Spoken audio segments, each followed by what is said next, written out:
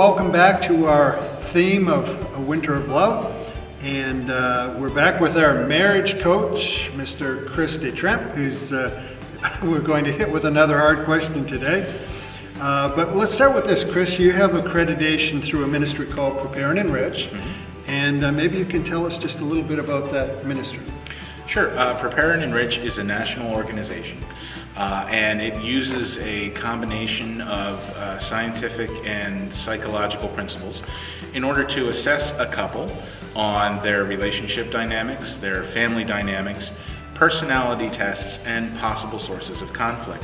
The idea is to build up a 12-week program in coaching where we can walk the couple through their strengths and walk them through the opportunities that they have for growth. Wow, it sounds like a great program. It is. We're looking forward to seeing you in action with that. But anyway, let's round out last week's question, Chris, with this. In a healthy relationship, what does a woman need most from a man? Well, the Bible actually has a lot to say about that. A wife is more precious than jewels. She is the crown of her husband, and the wisdom of her lips are like apples of gold set in fine silver. A husband should treasure and love his bride the way Jesus Christ treasures and loves the church. This is how the Bible describes a wise woman. A woman was made to be the crown of her husband, and through her encouragement, he can be made in the image of Christ. And so this is a very personal and key relationship between a man and a woman. Guys, do you remember when you were dating your wife, how involved you were with every aspect of her life, how you wanted to know everything about her day? To be pursued and to be cherished is what a woman really needs.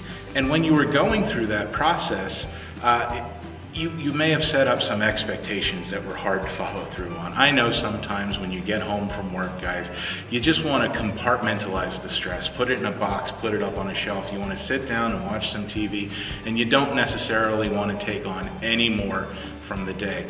But let me tell you, what really makes for a good relationship, what really makes for an effective communication with your wife is to sit down, spend 5 minutes, find out what's been on her heart that day, tell her what's been on your heart that day, because really when you're involved with her, when you cherish her, when you include her, that is how you show your wife that you love her.